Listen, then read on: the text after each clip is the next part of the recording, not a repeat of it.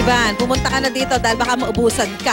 Alam mo, tamang-tama itong ating iluluto ngayong umagas dito sa napaka-ulang panahon. Ngayon, nasaan man panig kayo ng Pilipinas, ang ating iluluto ngayon ay ang comfort food ng mga Pinoy tuwing umuulan. Extra special ito po ang seafood arroz caldo.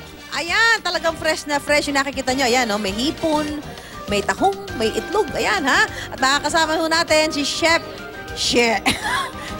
nahirapan ako doon sa pangalan mo. Chef, good morning! Good morning po, Ma'am Susan. Ayan, turuan mo nga po. kami kung paano natin. Siyempre, sanay tayo sa arroz caldo, pero ito ang kakaiba dahil seafood ang gagamitin natin. Po. So, init lang po natin yung mantika.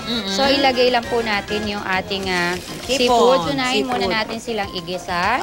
Okay, so unahin natin. Bakit uunahin siya dapat, Chef? Kasi mamaya kasi isa-separate natin to para hindi po siya ma-overcook. Oo. Yan, Ano yung dapat tandaan niya para hindi maging malansa ang seafood, Chef? Ano ba dapat? Siyempre, kailangan pagbili natin sa market, hindi bago siya, dapat tapos sariwa. yung amoy niya, yung sariwa. Yun lang naman pala. So, kailangan tiyakin nyo na sariwa ang binili nyo seafood, okay? Yes, so, igigisa mo lang yan. Wala kang inilagay dyan, Chef? Wala pa naman yung hipon, saka yung tilapia, nilagyan mo ba ng konting asin? Lalagyan po natin ng konting salt and pepper. So, yan. Pag naigisa na po na natin siya. Ang bango? Yan. Ang bango-bango naman. Kagutom naman, Chef, yan. So, sa amoy pa lang niya, masarap na. Ang dilim-dilim ngayon dito sa Quezon City, oh. Diba? So, pag naluto na po siya, i-set aside lang muna po natin. Tatabi na natin siya, okay? Opo. Tapos, iyan, siyempre, di ba, lugaw, kailangan yung, yung ating yung bigas po natin. Opo, yung malagkit po, ibinabad na po natin para po mas madali siyang pakuluin po.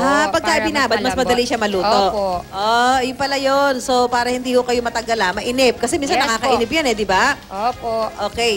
So, ito po, na-set aside na po natin siya. At so, isunod na po natin yung ating... Unahin mo yung luya. Opo, yung luya.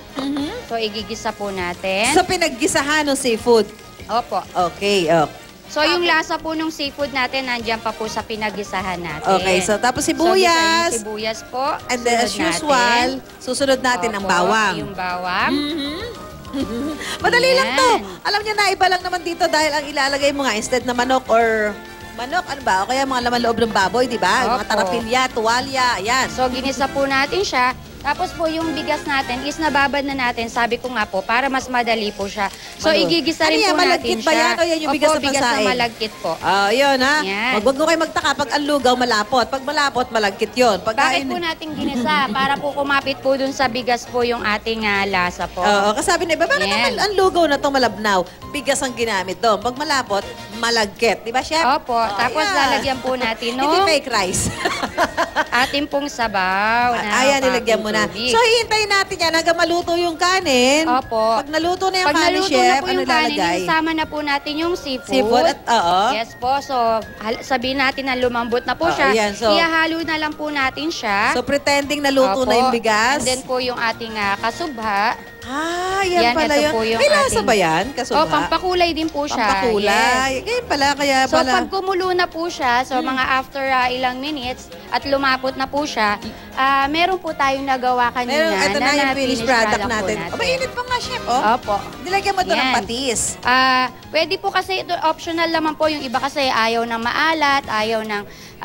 Opo, lalagyan na lang po nila kung gusto po nila, optional. Ayan. So, ito, Chef.